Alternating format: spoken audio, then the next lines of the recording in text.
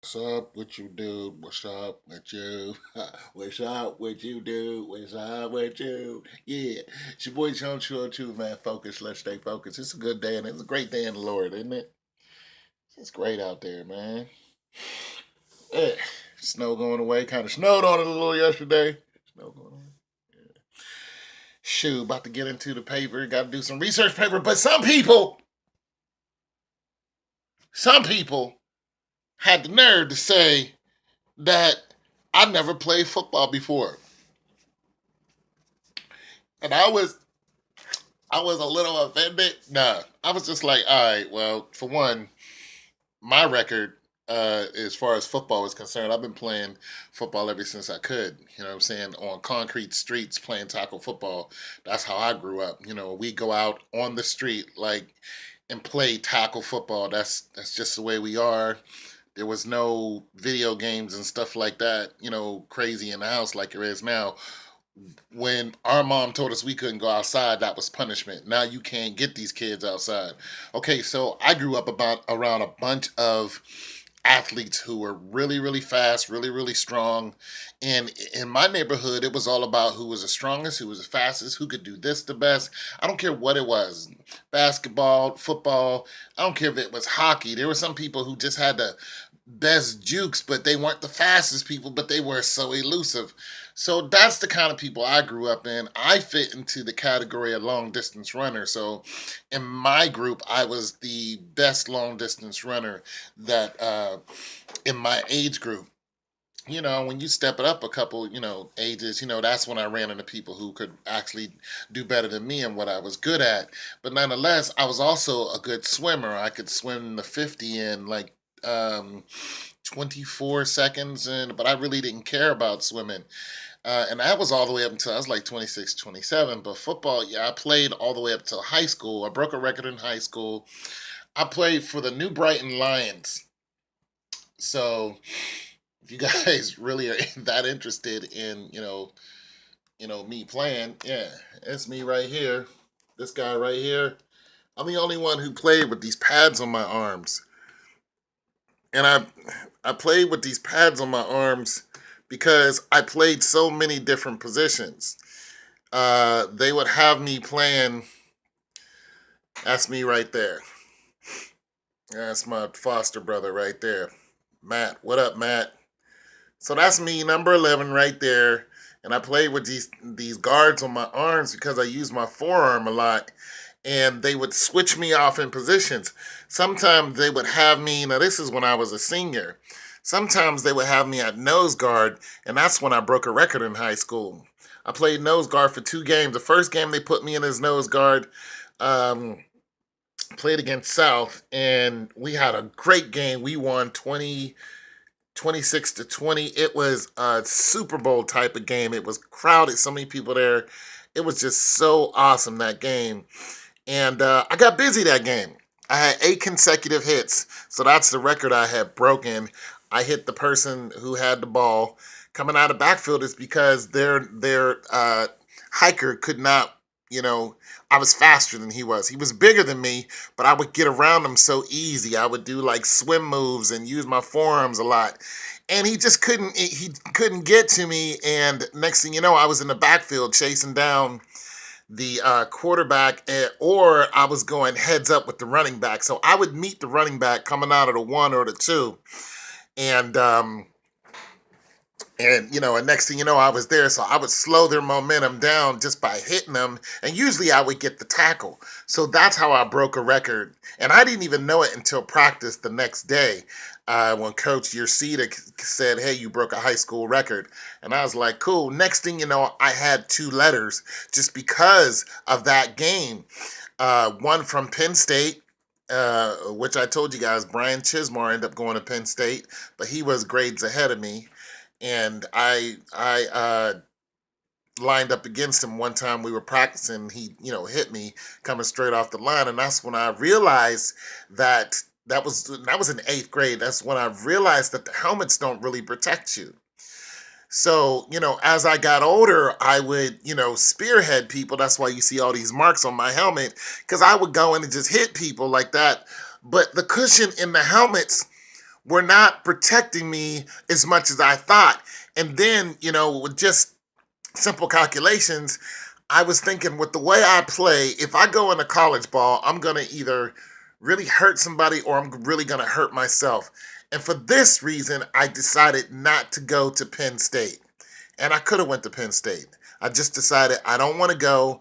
And I knew the caliber of players that were there. They were stronger, they were faster, and eventually I would have got strong and fast. But that would have meant I was going to hit harder and get hit harder. And I had caught a couple burners, and I was like, this is not what I want to do. So just out of knowledge of playing all the way up until the 12th grade, I decided I don't want to do this anymore because of the injuries. And then next thing you know, you have all of this, stuff coming out about head injuries. Well, I figured that out back when I was, 17, 18 years old. Actually, when I was younger, I was like 14. Well, I figured that the head injuries were severe, and the older you get, the stronger you get, the faster you go, the heavier you hit. These pads don't change. Your body is going to change, but these helmets aren't going to change. It's going to be the same plastic or whatever this is, and the pads are going to be the same. Only thing that changed was the face mask. That was it. Remember when they first started playing football, there was no face mask.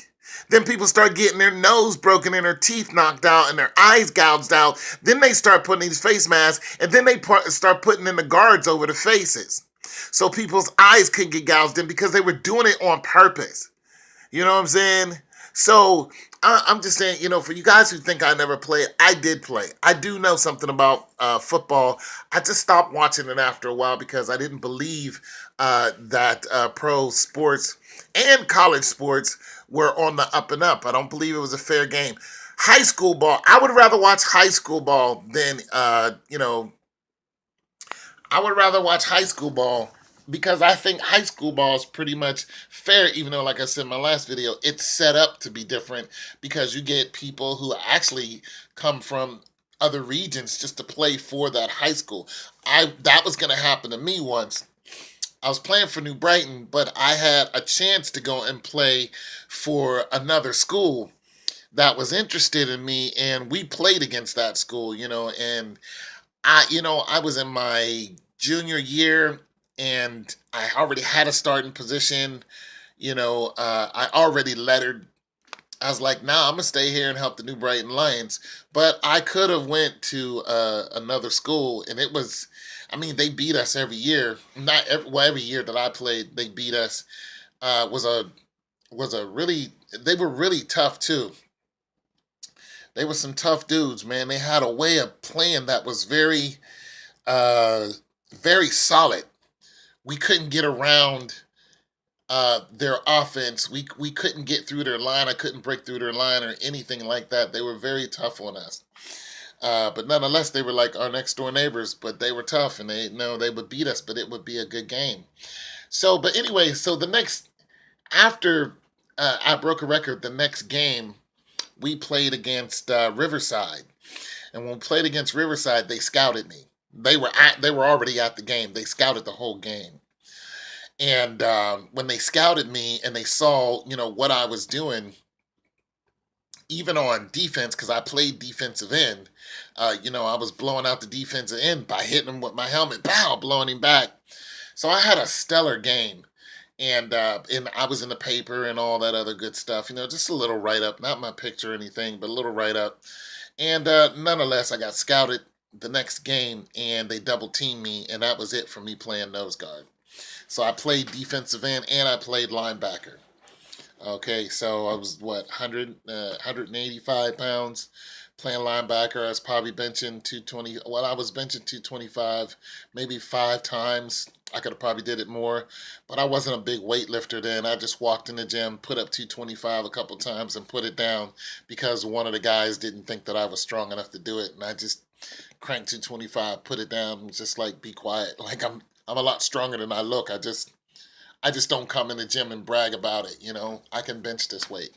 But nonetheless, so there's some history on me. I also ran track Back then, I didn't compete at the mile, but I was running road miles in like 4:35. I ran a 4:35 road mile. I was the guy they came to run pretty much anything nobody else wanted to. I ran up against a guy named James Law. You guys can look him up. He ran for Rochester. He blew my doors off in the 100 in the 400 because our 400 guys didn't want to race against him. He was the fastest dude in the country. He was ridiculous. And I told him, I said, I never ran under 12 seconds. He just looked at me like, what? He just blew my doors off. But nonetheless, the 100 wasn't my race, but nobody wanted to show up and run. So I said, Coach, I'll run it. I ran a 400 against him, which was my race, but, he was running in the 48s. I was running like 54. My fastest was 52 split. 800, I was doing top speed. I was doing 201. I did that in the military. So I did 201. I never broke two in the 800. And in a mile, like I said, I ran a 4:35 road mile. I ended up getting a scholarship when I was 26 years old to Talladega University. They paid me a partial scholarship just because I was still able to run the mile in under 5 minutes. I ran a 4:26 15, a 4:40, and in between 4:40 and 4:35, 16. So I was still able to, run pretty fast. I went down there, and that's what started my long college career. I went down there, and then, yeah, yeah, got with my girlfriend. We wanted to have a family, so had a kid. So I went back to work instead of going to college, and yada yada yada. But nonetheless, so yes, people, I did play football. You guys can look it up if you want to. I just wanted to put that out there. And what else? What else? What else? What else? I guess that's about it. And thanks, Osajah, for letting me know that you don't bet on the games because, or you don't know about the gambling industry. You know, and one of the reasons why I'm thanking you is because you communicate with me a lot. And I appreciate the guys who communicate with me, whether you like what I'm saying or not.